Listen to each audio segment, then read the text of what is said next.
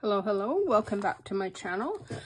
Today I have on my desk, you may recognize this if you're at all familiar with Tracie Fox and Creeponjune, some prepped signatures for, well, Creeponjune.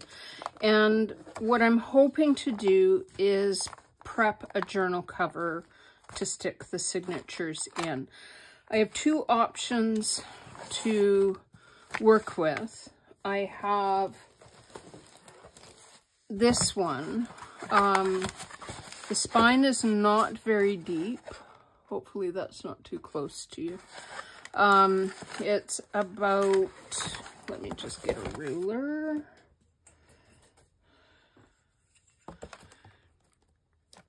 Just a little under 2 inches, maybe 1 3/4 inches. Let's put the ruler up where you can actually see it. So it's about 1 3/4 inches, which isn't too bad, but the way that Creeponjune is set out is that you have basically like a little tag that you can do every day, and if I'm putting one in per page, it'll get really fat, really thick, really quick. So this is my other option, which has a spine that is more like a full, oh, that's not a heck of a lot deeper. It is just shy of 2 inches. So it's only like 1/8 inch deeper, but I think because it's not curved, it feels a lot bigger. I was going to go with this orange one because of the color of it, but I like this blue one because it gives me a really good basic background for what I want to do, and it will be easy to modify, and I like the curved spine of it. And I think, recognizing that it's only about 1/8 of an inch difference, I think it'll work.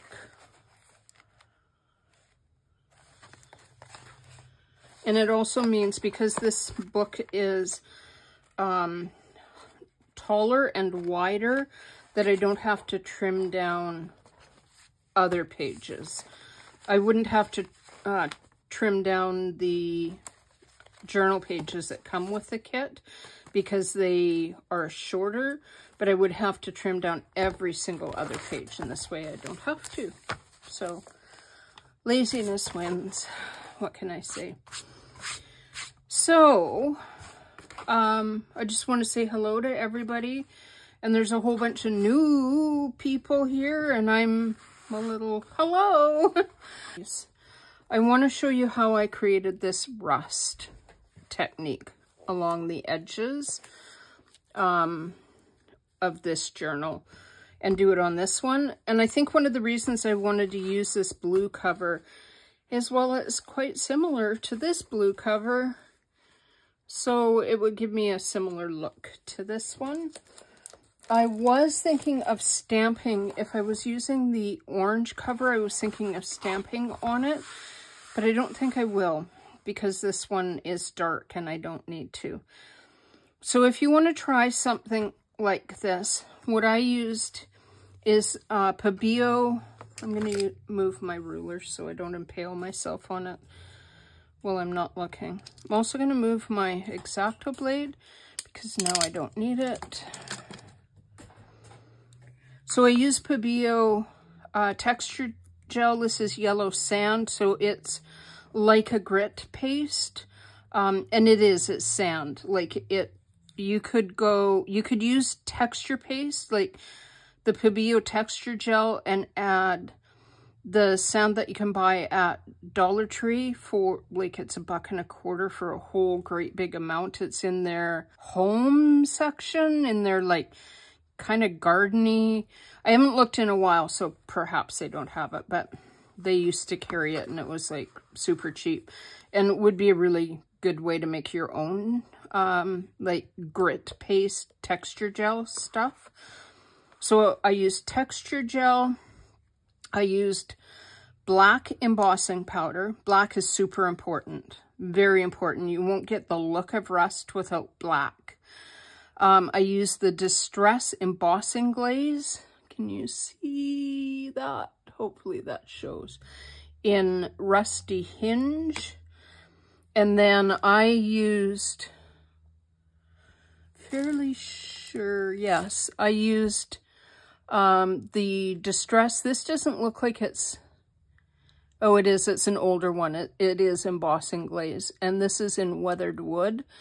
These are much like the Distress sprays. I wait for them to go on sale on Amazon and only buy them when they're really inexpensive. You could also use something like the Salvaged Patina, which would give you a brighter look. And often it's more, this would be more if you were going for something that looked like copper had that patina. And I want something more like actual iron rust, which is more red, black, and like little tiny specks sometimes of this like greenish color. So to get started, you will also need a palette knife, plastic, metal. This got left behind in my house by perhaps my youngest who went to art school.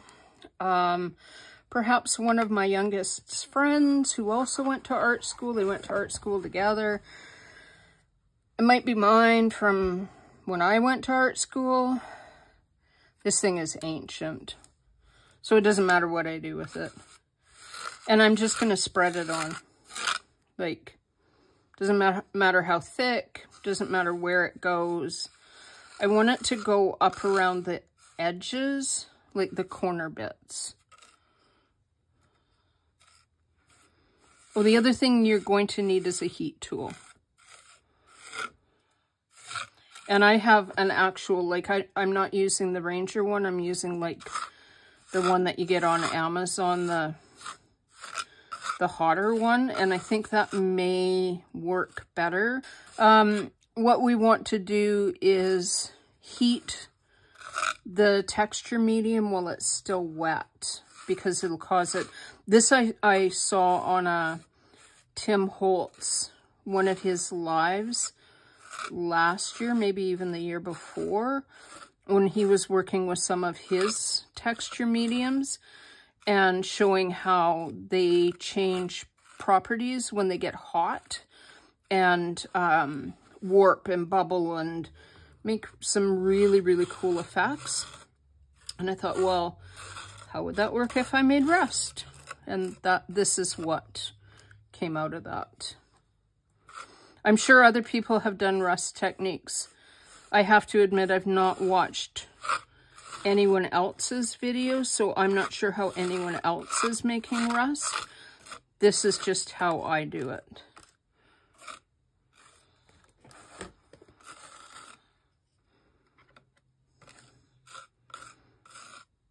I've seen on Instagram, Words and Pictures.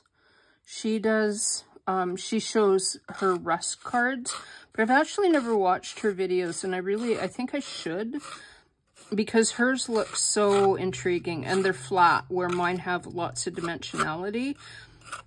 I'm using mine only for covers. She's using hers on cards, which is a completely different beast. From here, what I do is I layer the black embossing powder on first. And you're going to put all your embossing powder on and then heat. You're not going to put embossing powder on, heat, and then put more embossing powder on. You want to create your effects with the embossing powder and your medium. And hopefully you can see all of this on frame.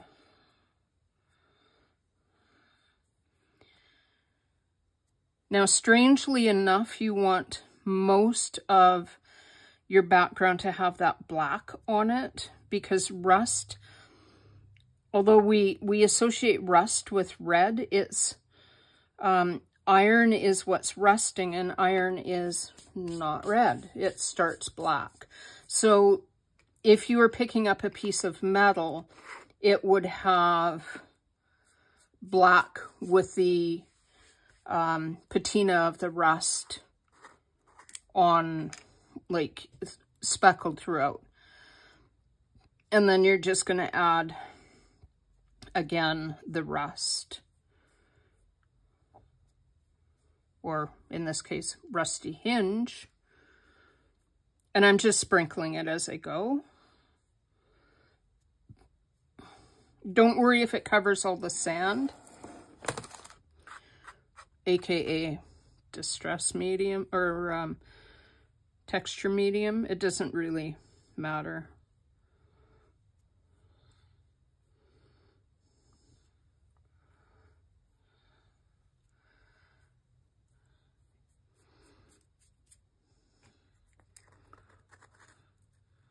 And I'm kind of like, I don't know, smooshing it off my hands as I go, so it doesn't get from one medium to the next.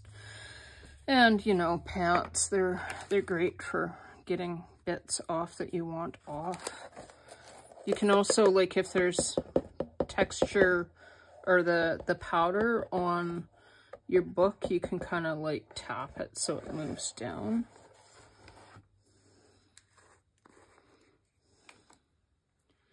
Be very careful when you add any teal color, like salvaged patina or weathered wood.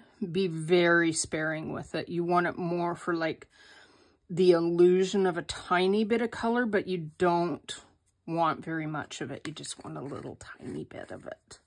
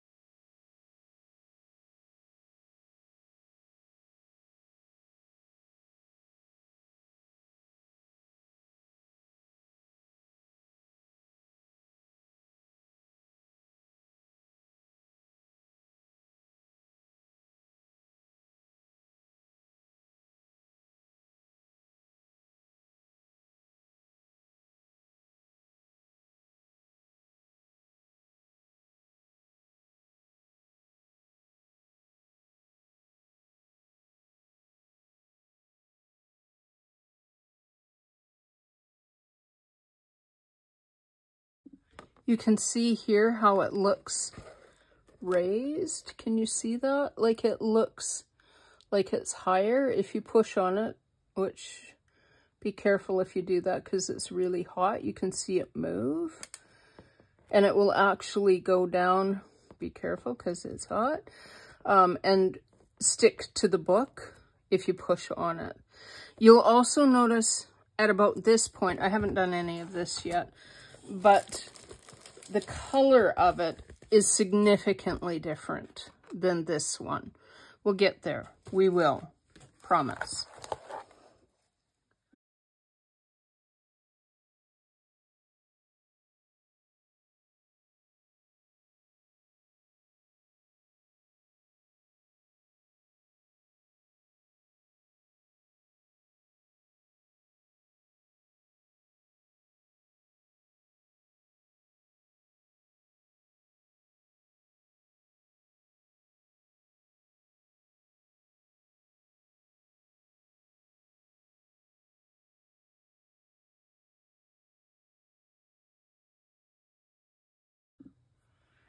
Realistically, I think this looks more like a tabby cat than rust. Very nice tabby cat.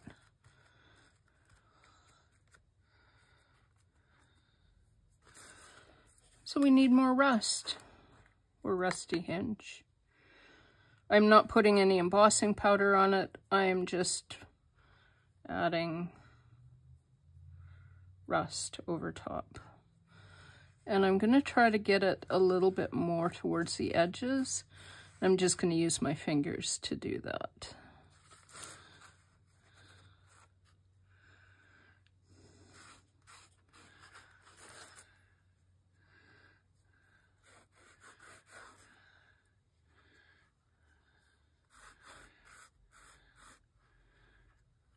because this is a little warm underneath, the embossing powder should adhere to that bottom layer.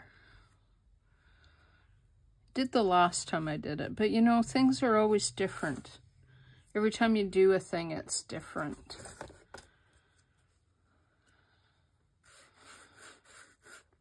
Which is probably part of the magic of what we do. We just never quite know what we're gonna get.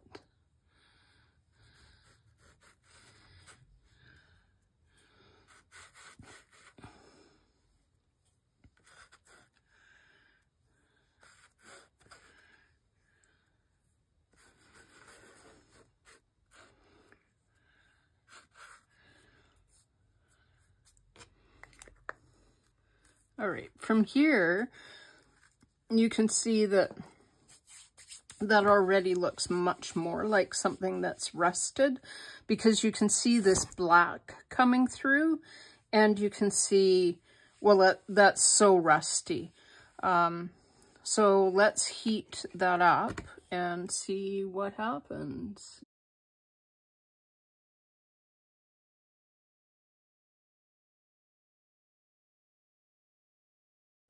And what happens is that the embossing powder all blew off. Last time I did this, it didn't. But you can't emboss from the bottom on this. I'm going to hold this further away and see if that works. Still think that's got a bit too much black in it. Pardon my arm. Also, my jeans feel like they're drowning in embossing powder. I'm going to use my embossing pad. Perhaps it looks that color because this might be what I did the last time.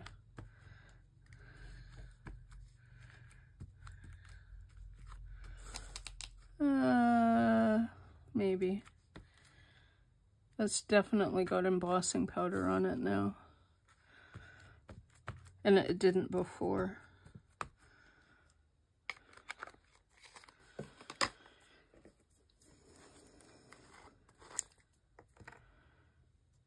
That's a problem when it's like a year since you did something, is you don't remember exactly how you did it.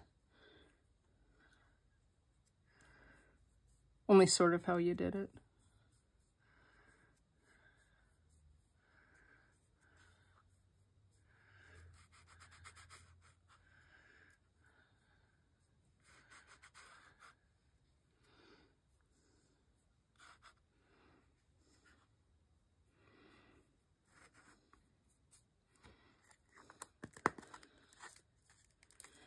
And I'm going to add a bit more of this weathered wood just to give it a bit of pop. Providing it stays.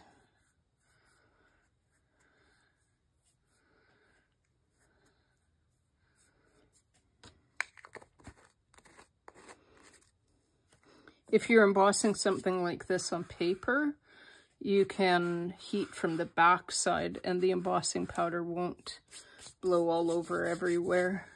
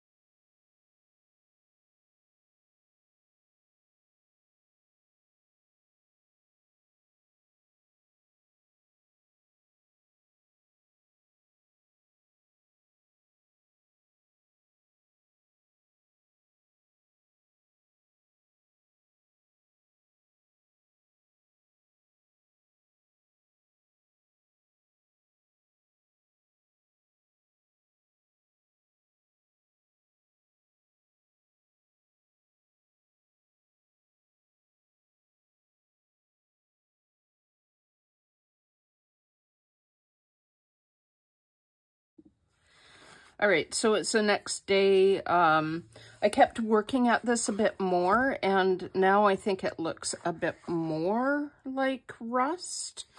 than it did before.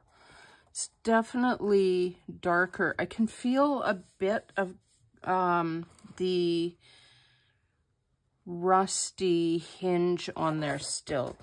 So I think I might add a bit more, you know, because like there's definitely embossing powder. Now there's not so much embossing powder on my pad, because I want to get rid of a little bit more of that black, especially here where it still looks like a calico cat.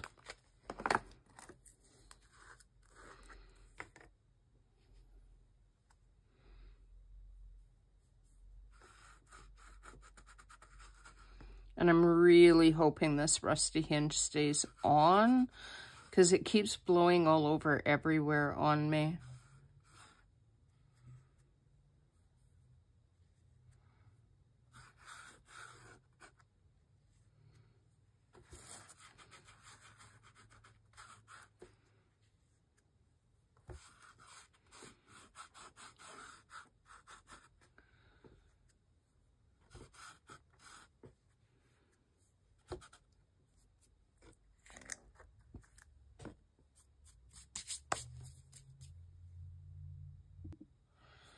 That, I think, looks much better. Looks much less like a calico cat over in the corner.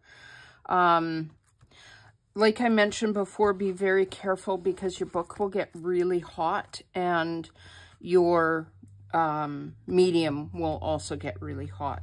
But that's not going anywhere. That is now full and truly part of the cover. And it does look quite a bit like rust.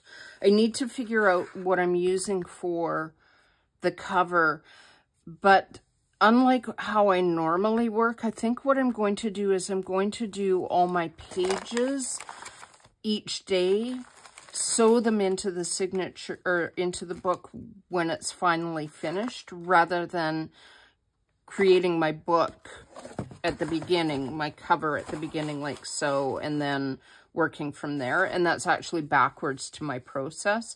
So we'll see how that goes. Again, I really like to everybody that has come by from my video that I did for the Rach and Bella collaboration. Thank you so much for all those lovely, kind comments. For everybody that has subscribed, I'm just like, words can't express how much I appreciate it.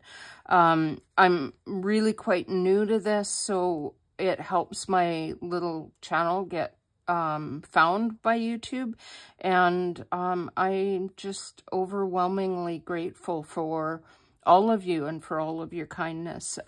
So until next time, I hope you have fun, and I hope that you're getting ready for Creep on June as well. Have a lovely crafty day. Bye.